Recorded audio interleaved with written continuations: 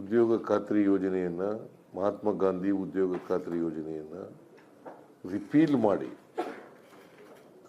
ದಯಮಾಡಿ ಅದನ್ನು ಬರೀಬೇಕು, ರಿಪೀಲ್ ಮಾಡಿ ಕೇಂದ್ರ ಸರ್ಕಾರ ಹೊಸ ಕಾಯ್ದೆಯನ್ನು ಮಾಡಿದೆ. ಅದರ ಹೆಸರೇನಪ್ಪ ಅಂತಂದ್ರೆ ವಿಕಸಿತ್ ಭಾರತ್ ಗ್ಯಾರಂಟಿ ಫಾರ್ ರೋಜ್ಗಾರ್ ಗ್ರಾಮೀಣ ಕಾಯ್ದೆ ಅಂತ ಮಾಡಿದ್ದಾರೆ. ಶಾರ್ಟ್ ಟರ್ಮ್ನಲ್ಲಿ BBG ರಾಮ್ಜಿ. ಇದನ್ನ ಮೋದಿ ಸರ್ಕಾರ ರಿಪೀಲ್ ಮಾಡೋದ್ರ ಮೂಲಕ ಯಾರ ಜೊತೆಲೂ ಕೂಡ ಚರ್ಚೆ ಮಾಡಿಲ್ಲ, ರಾಜ್ಯ ಸರ್ಕಾರಗಳ ಜೊತೆಲೂ ಚರ್ಚೆ ಮಾಡಿಲ್ಲ, ಜನರ ಜೊತೆಲೂ ಚರ್ಚೆ ಮಾಡಿಲ್ಲ, ನಮ್ಮ ಅಭಿಪ್ರಾಯನೂ ಕೂಡ ಪಡೆದಿಲ್ಲ. ಒಂದು ರೀತಿ ಸರ್ವಾಧಿಕಾರಿ ಧೋರಣೆಯನ್ನು ಪ್ರದರ್ಶನ ಮಾಡಿದ್ದಾರೆ. ಕರ್ನಾಟಕದಲ್ಲಿ 71.18 ಲಕ್ಷ, ಕೋಟಿಯಲ್ಲ ಲಕ್ಷ, 71.18 ಲಕ್ಷ ಆಕ್ಟಿವ್ ನರೇಗಾ ಕಾರ್ಮಿಕರಿದ್ದಾರೆ. ಜನರು ನೆಮ್ಮದಿಯಿಂದ ಜೀವಿಸ್ತಕ್ಕಂಥದ್ದು ಇದೆಯಲ್ಲ, ಅಂತ ವಾತಾವರಣ ಇದೆಯಲ್ಲ,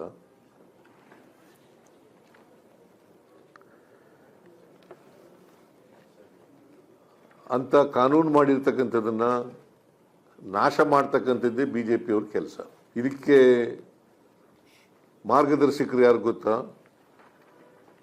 BJP ಅವರ RSS ಹಿಂದೆ ಇದ್ದಂಥ ಮನ್ರೇಗಾ ಕಾಯ್ದೆಯನ್ನು ನಾಶ ಮಾಡಿ, ಧ್ವಂಸ ಮಾಡಿ, ಕೃಷಿ ಕೆಲಸಗಳ ಜೊತೆಯಲ್ಲಿ ಮನ್ರೇಗಾ ಕೆಲಸಗಳನ್ನು ಕೂಡ ಮಾಡ್ಕೊತಾ ಇದ್ರು. ಅವ್ರು ಇದ್ದಂಥ ಜಾಗದಲ್ಲೇ, ಒಂದು ಅವ್ರು ಇದ್ದ ಜಾಗದಲ್ಲೇ ಕೆಲಸ ಸಿಕ್ತಿತ್ತು ಅವ್ರಿಗೆ. ಅವ್ರ ಮಕ್ಕಳುಗಳನ್ನ ಹತ್ತಿರದ ಶಾಲೆಗೆ ಕಳಿಸ್ಬೋದಾಗಿತ್ತು, ಆಸ್ತಿ ಸೃಜನೆ ಆಯ್ತಿತ್ತು, ಆಮೇಲೆ ಅವ್ರಿಗೆ ಉದ್ಯೋಗ ಸಿಕ್ತಿತ್ತು, ಆಮೇಲೆ ಉದ್ಯೋಗ ಕೇಳಿ ಪಡಿತಕ್ಕಂಥ ಹಕ್ಕು ಅವ್ರಿಗಿತ್ತು. ಇವರು ಹಿಂದೆನೇ ಮನರೇಗಾ ಕಾಯ್ದೆ ಇಂಟ್ರೊಡ್ಯೂಸ್ ಆಯ್ತಲ್ಲ 20 ವರ್ಷಗಳ ಹಿಂದೆ, ಮನಮೋಹನ್ ಸಿಂಗ್ ರವ್ರ ಕಾಲದಲ್ಲಿ. ಆಗ್ಲೇನೆ BJP ಅವರು ವಿರೋಧ ಮಾಡಿದ್ರು. ಆಮೇಲೆ BJP ಅವ್ರ ಸಾಧನೆ ಏನಪ್ಪಾ ಅಂತಂದ್ರೆ, ಈಗ 11.5 ವರ್ಷ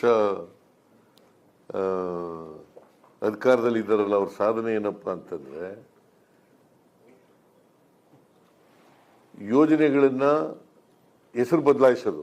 ಈ ತರ 30 ಯೋಜನೆಗಳಿಗೆ ಹೆಸರುಗಳನ್ನ ಬದಲಾವಣೆ ಮಾಡಿದ್ದಾರೆ. ಈಗ ಉದಾಹರಣೆಗೆ ಹೇಳ್ಬೇಕು ಅಂತಂದ್ರೆ, ನಿರ್ಮಲ್ ಭಾರತ್ ಅಂತ ಇತ್ತು, ಅದನ್ನು ಸ್ವಚ್ಛ ಭಾರತ್ ಅಂತ ಮಾಡೋದು.